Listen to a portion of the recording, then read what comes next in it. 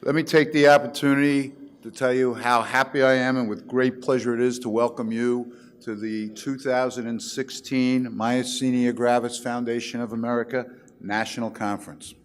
I am very proud to stand here as the board chairman for this organization, this fine organization, which, as you probably know, is the only nationwide organization fully dedicated to people affected by myasthenia gravis and our vision to have a world without MG. This is the first conference that we're having which is a unified organization, as you know. While we have made some changes and things have changed from a governance and an operational standpoint, what hasn't changed is one thing, and what will never change is one thing. We have a fierce dedication to making sure that we provide everything that we possibly can for those who have to live with MG and to eventually find a cure for it. We are an all-inclusive, diversified organization, and we respect all people, and we want all people to be welcome. The best thing that we can do is to service our community, and that includes anyone who is affected either directly or indirectly as a caregiver or as a family member with MG. I believe we're going to have a pretty good, let me say it differently, I believe we're going to have a spectacular conference. And I think the reason for that is that we have some people who have spent an enormous amount of time and dedication to make sure that the experience that you have is not only informative, but that you enjoy yourself here. We're going to give you breaking news on evolving and new research. We're going to look at strategies to help those who are living with MG. But the best thing that we can do and have this conference be successful is that we all, you all, network with each other and learn from each other. Now, I just want to take a minute to thank the people who have made this possible. As you probably know, and I don't know, there's a lot of detail that goes into pulling one of these things off. And we have some people in this room who deserve our heartfelt congratulations for what's going to be a fantastic conference. So from our management team, we have Kathleen Brown, Larry McLean, Susan Carter, and our newest addition, James Brannigan. And why don't you guys, can you guys please stand up and give a wave so we know who you are?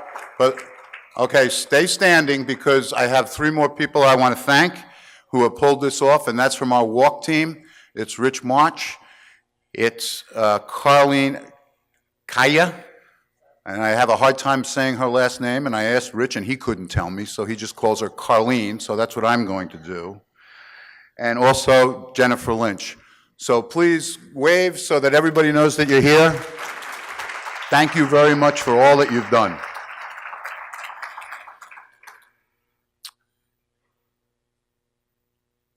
I want to also give a shout out to Nancy Law. As you know, Nancy is our new CEO. She is the first CEO of MGFA, who also is a person with MG.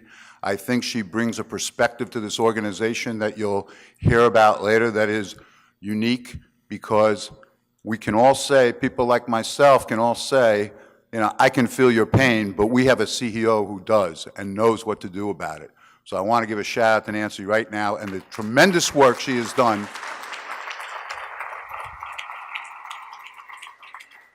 in a very short period of time. She's only been on the job about 4 weeks, and already I can see just from yesterday when she was with the support group leaders, the impact that she's making on the organization. So I'm looking forward to, and I hope you're looking forward to working with her and making sure that we strive towards the goal of having a world without MG. But for now, I want to introduce and welcome the Mayor of Raleigh, Nancy McFarlane. Now, Nancy is no stranger to myasthenia gravis, and either is her husband, Ron, who I believe is in the house somewhere. Where are you? Ron's in the back trying to get out as quickly as possible because he's bored already. Ron is a former, no, I know it's not. Ron's a former board member. And just a little on Nancy.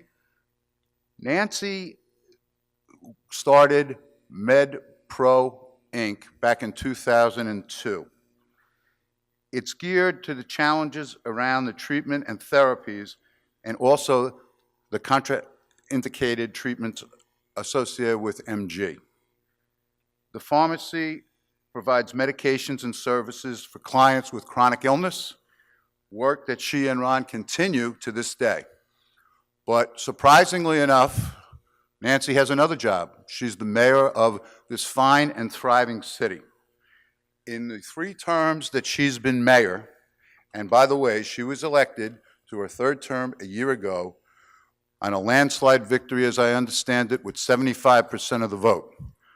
She has really contributed to making this a thriving, vibrant city.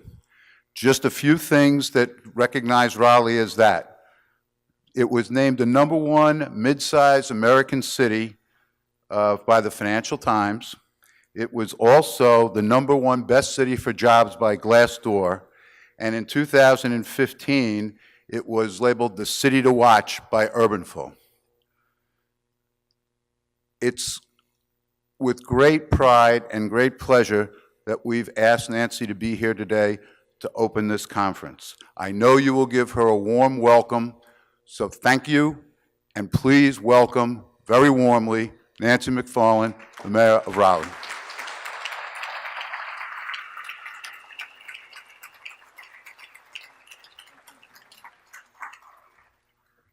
Thank you very much. Good morning. It is my great pleasure to be here today to welcome you all to Raleigh for the annual National Conference of the Myasthenia Gravis Foundation of America. The Myasthenia Gravis Foundation of America's annual conference is a wonderful opportunity for participants to learn about new research and the availability of new treatment options for this disease. Myasthenia gravis, as you know, affects approximately 20 of every 100,000 people, with estimates ranging from 36,000 to 60,000 people with this condition in the United States. There is some question of whether or not the estimates are accurate, given the disease is often difficult to diagnose, as you all know. My husband, Ron, as he mentioned, served on the board of the Myasthenia Gravis Foundation for 9 years and served as vice chair during that time. And I really was taken with the stories that he would relate to me, stories of struggle, stories of bravery. And as a pharmacist, and as you mentioned, working in a specialty pharmacy that serves patients with neurological disorders, we really did understand just how complicating it can be to your life. And I know that one of your biggest frustrations, and certainly one of our biggest frustrations, is not only are you dealing with myasthenia gravis, but you're also dealing with the insurance companies, trying to make them understand that, you know, these symptoms are real, this disease is real, and it was always so frustrating and heartbreaking to me that on top of everything else, then you had to deal with all of that too. That's part of the reason we really started the company. We really wanted to look at chronic diseases and figure out what could we as a pharmacy do to help, to take some of those things off of you, to help coordinate your care and provide those services and deal with the insurance company for you, because that is no fun. In addition to learning about the developments in the diagnosis and treatment of myasthenia gravis, I think the opportunity to really be around fellow participants, you learn a great deal that way too. I would encourage all conference attendees, those afflicted with this disease, their caregivers, and those committed to the treatment of myasthenia gravis to utilize this occasion to share stories and gain new perspective in your journeys with this disease. Opening up to each other will provide additional support while you're also accepting support with your own struggles related to this. I hope you have a wonderful time here in Raleigh. I hope you get a chance to get out and explore what makes Raleigh great. Thanks for all the shout outs, I appreciate that. Even just going down Fayetteville Street right here, there are some great restaurants. We have great museums just down on the other side of the Capitol. We have some good shopping. We have amazing park system here if you get a chance to get out and enjoy that.